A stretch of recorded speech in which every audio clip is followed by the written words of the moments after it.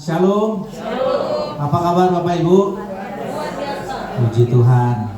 Saya harap Bapak Ibu nggak bosan ya ngeliat saya. Tidak. Nanti minggu depan saya lagi gitu ya. Kalau kata bahasa dunia itu L4 katanya. Lu lagi. Puji Tuhan ya. Kalau saya diberikan kepercayaan oleh gembala di tempat ini, Pastor Junianto Naibahu. Tadi saya di bawah sempat ngobrol-ngobrol. Ternyata waktu berlalu begitu cepat. Saya kenal Pastor Jun itu sekitar tahun 2017 begitu ya. Sudah 8 tahun, 2018 tepatnya. Dan saya bersyukur kalau saya boleh dipertemukan dengan orang-orang yang luar biasa dalam Tuhan.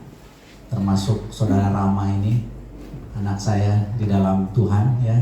Karena umurnya nggak jauh berbeda dengan anak kami yang sulung gitu ya. Jadi saya tadi minta izin panggil nama aja. Ya puji Tuhan. Bapak Ibu dikasih Tuhan, sesuai dengan tema yang diberikan kepada saya untuk saya sampaikan. Jadi tema khotbah saya pada pagi hari ini adalah Destined to Reign atau ditakdirkan untuk memerintah ya. Tahukah Bapak Ibu Saudara dikasih Tuhan bahwa kita diciptakan Tuhan dengan satu tujuan. Salah satu tujuannya adalah untuk kita menguasai bumi ini dan segala isinya. Amin Bapak Ibu. Nah untuk itu sebagai pembuka saya ajak untuk kita membuka dari Kejadian pasal yang pertama. Kejadian pasal yang pertama ayat yang ke-26 sampai 28 saya sudah siapkan di slide. Boleh kita baca bersama-sama ayat ini. Ini bicara tentang mandat penciptaan ya di dalam kitab Kejadian pasal 1 ayat yang ke-26 2, 3. Berfirmanlah Allah, baiklah kita menjadikan manusia menurut gambar dan rupa kita, supaya mereka berkuasa atas ikan-ikan di laut dan burung-burung di udara dan atas ternak dan atas seluruh bumi dan atas segala binatang melata yang merayap di bumi. Lanjut ayat yang ke-28. Allah memberkati mereka, lalu Allah berfirman kepada mereka, beranak cuculah dan bertambah banyak, penuhilah bumi dan taklukkan itu, berkuasalah atas ikan-ikan di laut dan burung-burung di udara dan di atas segala binatang yang merayap di bumi.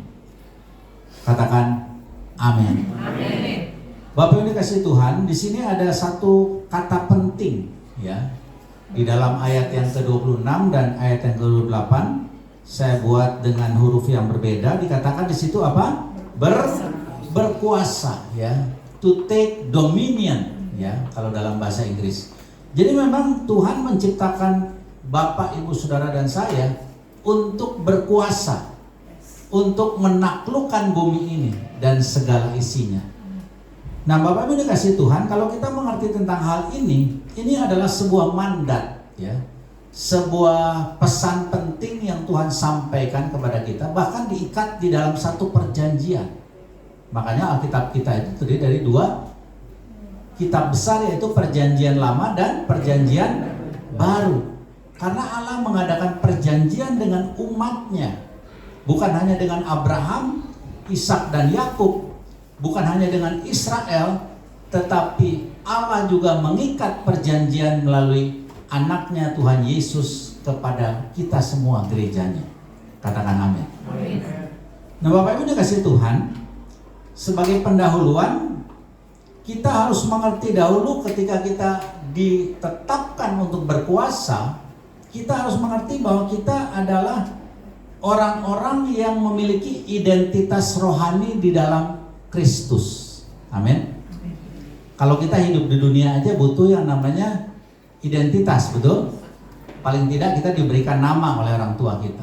Lalu yang kedua, setelah kita dewasa, kita diberikan KTP, ya.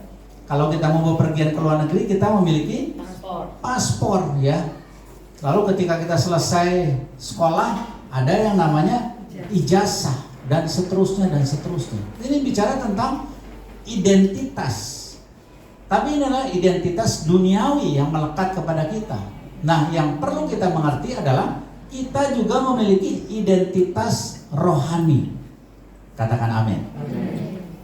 Bapak Ibu dikasih Tuhan, ketika kita memiliki identitas rohani dalam Kristus, maka kita hidup di dalam kemenangan. Katakan kemenangan. Bukan ketertindasan, ya. Winner not loser, ya. Pemenang bukan orang yang kalah. Bukan juga korban.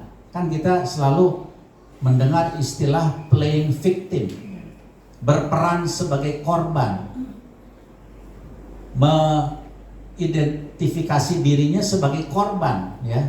Wah, saya ini korban daripada perceraian kedua orang tua misalnya.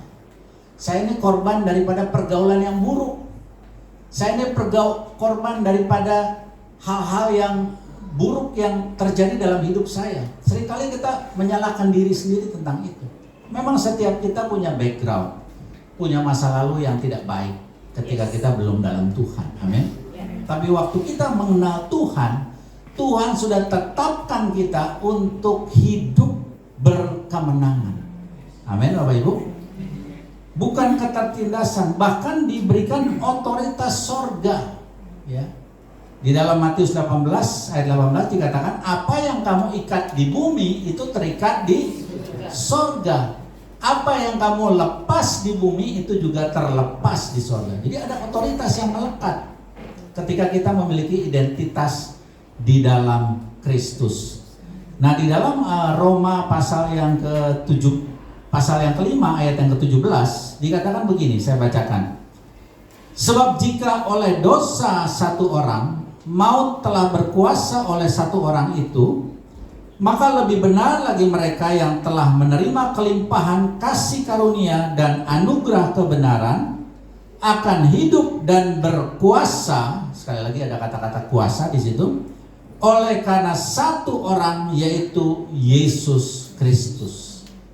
Karena manusia pertama Adam jatuh dalam dosa, pada saat itu kita mengalami yang namanya maut atau mati, terpisah dari Allah. Namun ketika kita percaya kepada Tuhan Yesus dan menerima Dia sebagai Tuhan dan Juru Selamat pribadi, maka kita menerima kelimpahan kasih karunia dan anugerah kebenaran. Maka kita juga hidup lepas dari maut dan bahkan berkuasa. Katakan amin. Nah, Bapak Ibu dikasih Tuhan, memang kita ditakdirkan untuk memerintah bersama-sama dengan Tuhan. Bahkan dalam kerajaan kekal, kerajaan 1000 tahun. Setelah ada peristiwa pengangkatan gereja, yaitu rapture, nanti kita akan memerintah bersama-sama dengan Dia selama 1000 tahun di muka bumi ini. Ibu kotanya di mana, Bapak Ibu?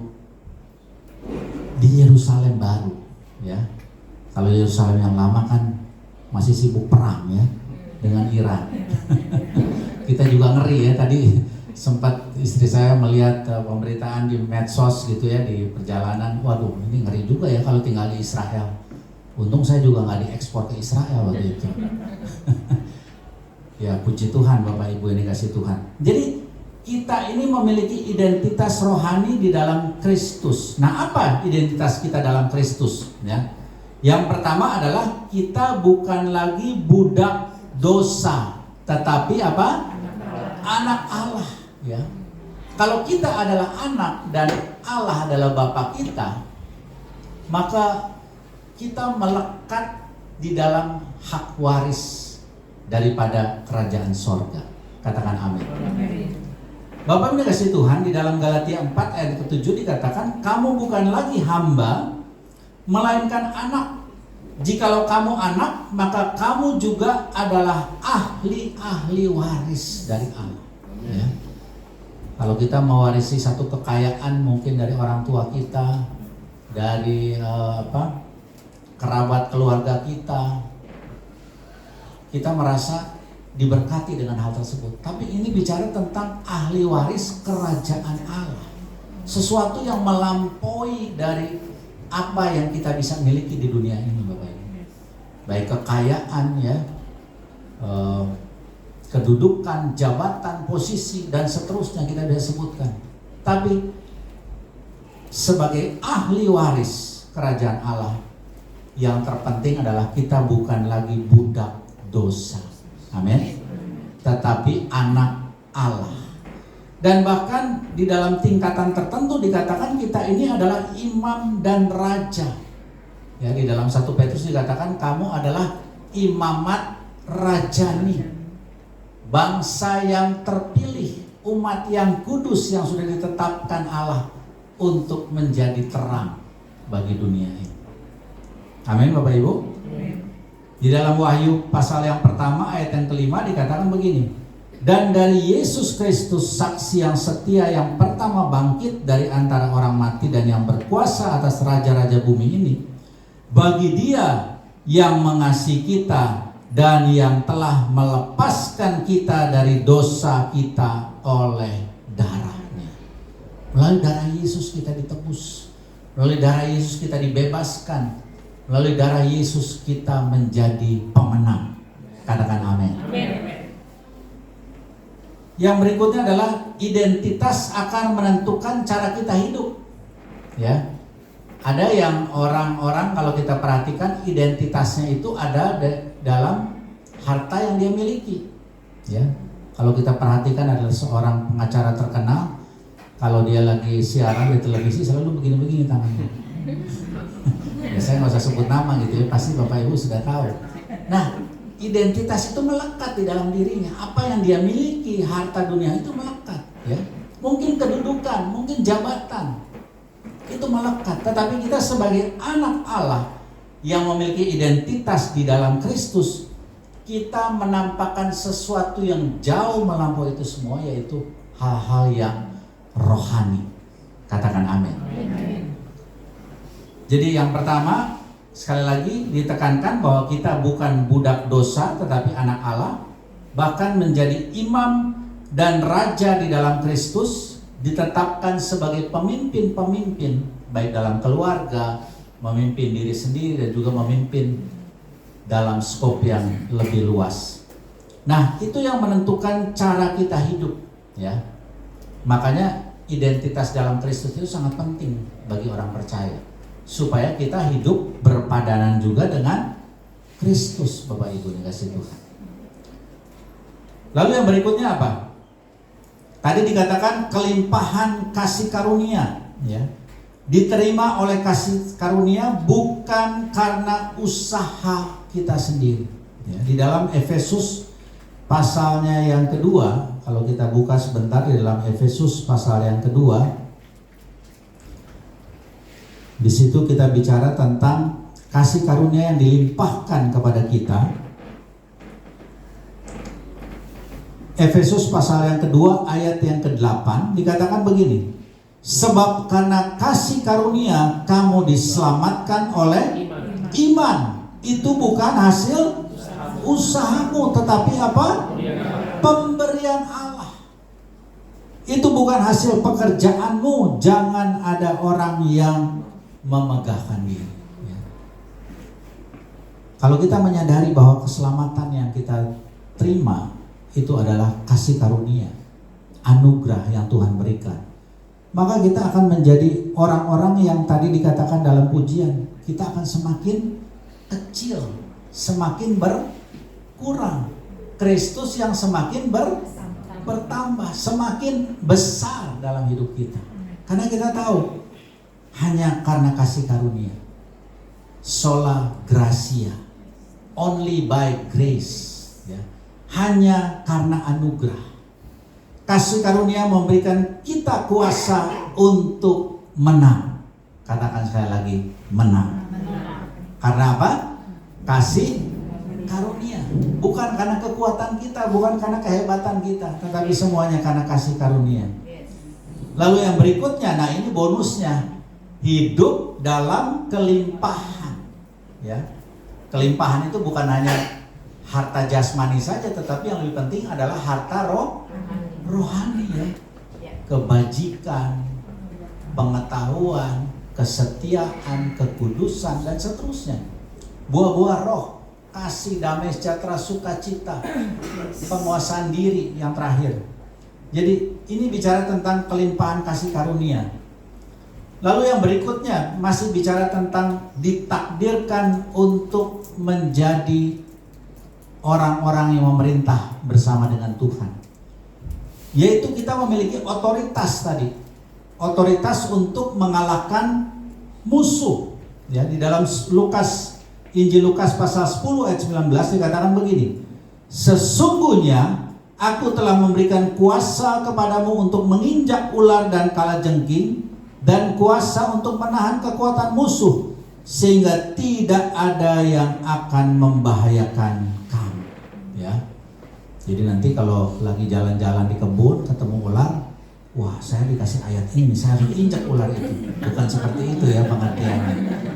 Tetapi ini bicara tentang hal-hal yang rohani, ya. Menginjak kuasa gelap, kuasa setan, kuasa iblis. Bukan mencoba menantang maut begitu ya. Nah, Bapak Ibu dikasih Tuhan. Jadi di sini dikatakan kuasa untuk menginjak musuh ya. Bahkan di dalam Efesus 2 ayat yang ke-6 tadi dikatakan duduk bersama dengan Kristus. Bayangkan. Di dalam acara ulang tahun gereja beberapa waktu lalu itu kita baru saja mengucap syukur untuk usia 30 tahun dari gereja induk kami di Kota Bogor ya, Rayon 7. Dan tiba-tiba, memang bukan tiba-tiba, beberapa saat sebelumnya itu gembala pembina kami Pak Niko diundang untuk sekaligus meresmikan gedung baru yang kami tempati. Dan di situ beliau digerakkan oleh Roh Kudus untuk mengurapi kami satu persatu ya. Usianya udah gak muda, 76 tahun ya. Tapi dia bersedia untuk mengurapi kurang lebih 500 orang ya. Lalu disiasatilah setiap orang itu maju ke depan dua-dua dan beliau akan menumpangkan tangan sambil mengurapi. Nah ternyata menjelang akhir daripada pengurapan itu tiba-tiba ada salah seorang pemusik yang ketinggalan Bapak Ibu. Jadi panikonya duduk udah lap tangan ya. Tiba-tiba pemusik ini nyamperin Paniko minta diurapi juga. Saking dia kikuknya karena acara sudah diperhatikan begitu banyak orang, dia duduklah di sebelah Paniko Bapak Ibu. Bukannya diurapi, dia duduk di sebelahnya saking groginya ya. Nah, bayangkan kalau kita duduk bersama dengan hamba Tuhan yang luar biasa, ini kita duduk bersama dengan siapa? Dengan Kristus. Duduk bersama, setara. Padahal dia adalah Tuhan dan pencipta kita. Tapi kita diberikan satu kehormatan untuk duduk bersama-sama dengan Kristus. Dan ini satu hal yang luar biasa Bapak Ibu. Lalu yang ketiga apa? Kita punya otoritas di bumi ini. Melalui apa? Perkataan kita. Karena perkataan kita mengandung apa? Kuasa. Waktu kita memperkatakan yang baik, maka sesuatu yang baik akan datang dalam hidup kita. Tapi waktu kita memperkatakan sesuatu yang tidak baik juga akan datang dalam hidup kita. Bapak Ibu dikasih Tuhan, hari-hari ini kita diingatkan untuk selalu menjaga perkataan kita. Selalu positif, selalu mengeluarkan kata-kata berkat, kata-kata yang membangun orang lain. Nggak mudah di tengah-tengah dunia yang penuh dengan distraksi ini. Dunia yang penuh dengan godaan ini, dengan penuh gangguan ini Bapak Ibu. Tapi waktu kita mendisiplin diri untuk senantiasa hidup di dalam kebenaran firman Tuhan, maka hidup kita pun akan memiliki kuasa di dalamnya. Karena apa? Roh Kudus yang tinggal di dalam kita. Katakan amin. Lalu yang berikutnya, nah kita perlu menyadari bahwa hidup memerintah itu bukan tanpa tantangan. Ya, tadi saya sudah singgung sedikit bagaimana untuk menguasai perkataan aja sesuatu yang tidak mudah ya di tengah-tengah dunia yang penuh dengan gangguan ini. Peperangan rohani tetap terjadi ya melalui apa? Salah satunya melalui pikiran kita Bapak Ibu. Karena iblis itu seringkali menyerang apa? Pikiran manusia ya. Sebelum kita melihat segala sesuatu, mendengar sesuatu atau mengucapkan sesuatu, pikiran kita dulu yang dikuasai. Pikiran kita dulu yang dipengaruhi oleh kuasa jahat untuk melakukan hal-hal yang tidak benar di hadapan Tuhan. Contoh di sini adalah Raja Daud. Raja Daud adalah raja yang diurapi oleh Tuhan. Berapa lama dia memerintah Israel? Kita mencatat 40 tahun kurang lebih dia memerintah Israel. Tapi bagaimana dia mengalami kehidupan yang ketika Tuhan izinkan waktu dia memerintah, dia pun mengalami yang namanya kejatuhan. Ya. Dia jatuh dalam dosa ketika dia melihat melalui panca inderanya sesuatu yang tidak baik, dan mulai pikirannya dipengaruhi, dan saat itulah dia mengalami pencobaan, ya, tantangan, pergumulan. Puji Tuhan, tidak lama setelah itu ketika Nabi Nathan menegur, dia bertobat, ya. Coba kalau nggak bertobat, dia akan menjadi seperti murid Yesus yang namanya siapa? Yudas, ya. Apa bedanya Yudas dengan Petrus? Mereka melakukan sesuatu yang tidak berkenan di hadapan Tuhan ketika Petrus menyangkal Yesus sebanyak 3 kali. Namun pada akhirnya Petrus memiliki sikap hati yang benar, dia bertobat, ya. Jadi di dalam tantangan pergumulan hidup kita ada ruang yang Tuhan berikan untuk apa? Untuk kita bertobat dan berbalik kepada jalan Allah. Katakan amin.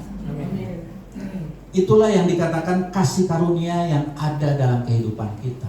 1 Yohanes 1 ayat yang ke-9 mengatakan apa? Jika kamu berbuat dosa dan kamu datang kepada Allah, ayo supaya jangan salah kita buka deh. 1 Yohanes 1 ayat yang ke-9.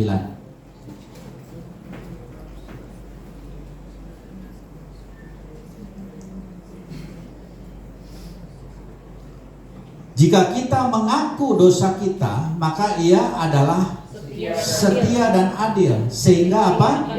Ia akan mengampuni segala dosa kita dan menyucikan kita dari segala kejahatan.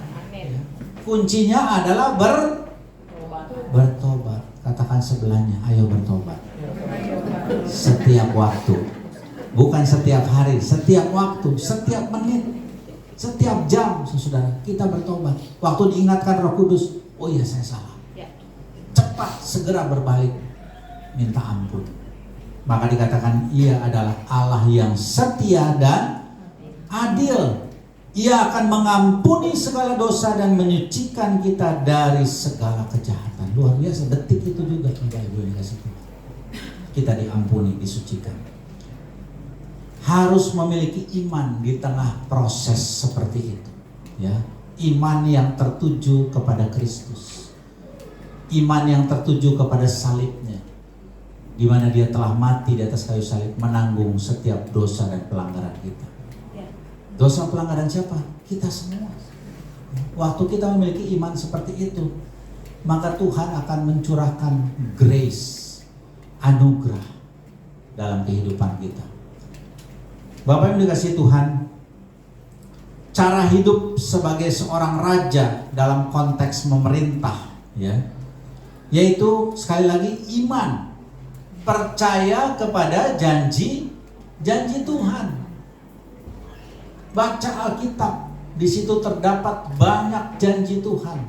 Di situ terdapat banyak pernyataan tentang kasih setia Tuhan dalam hidup kita. Lalu apa? Dikatakan tadi, perkataan kita, ucapkan firman dengan otoritas, maka itu yang terjadi.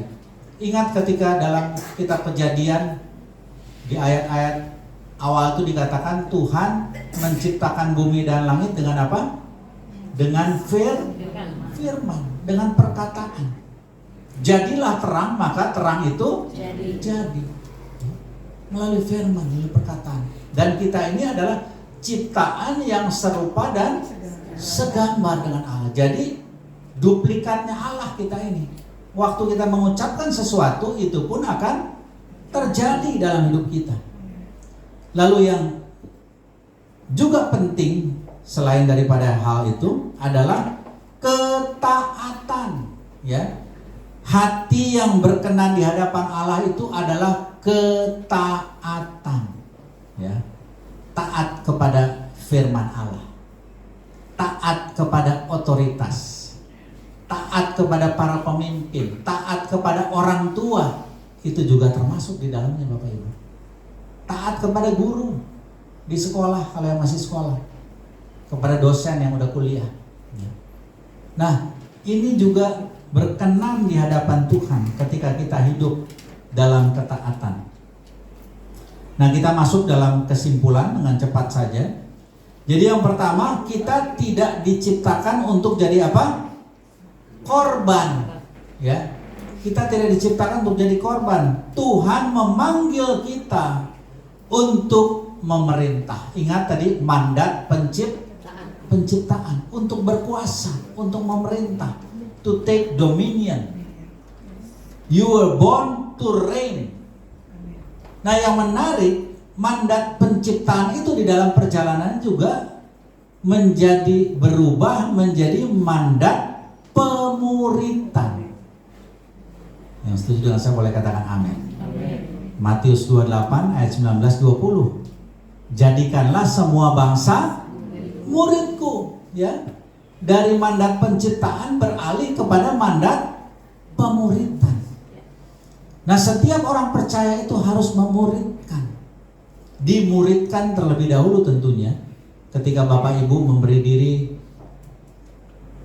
ada di wadah ini, GBI Life, Bapak Ibu sudah memberi diri untuk dimuridkan, untuk berkomitmen dalam ibadah setiap minggu, dalam setiap komsel begitu ya. Bapak Ibu sudah memberi diri untuk dimuridkan. Dan ketika sudah menjadi dewasa, maka Bapak Ibu pun akan memuridkan orang lain, ya, akan memuridkan orang lain. Dalam Kisah Rasul pasal 1 ayat yang ke-8, ini ayat yang sudah tidak asing lagi, dikatakan begini. Tetapi kamu akan menerima kuasa kalau Roh Kudus turun ke atas kamu, dan kamu akan menjadi saksiku di mana? Yerusalem, seluruh Yudea dan Samaria, dan sampai ke ujung bumi. Kita tidak sendiri. Ada Roh Kudus di dalam kita. Berapa banyak di sini yang percaya bahwa Roh Kudus ada di dalam kita semua? Nah, itu yang Roh Kudus yang akan memperlengkapi kita, memampukan kita untuk menjadi pemurid, untuk menerima mandat pemuritan itu atau amanat agung. Bukan kuasa untuk memerintah bumi dan segala isinya, tetapi terlebih lagi untuk menyelesaikan amanat agung daripada Tuhan Yesus. Tuhan Yesus memberkati. Mari kita bangkit berdiri.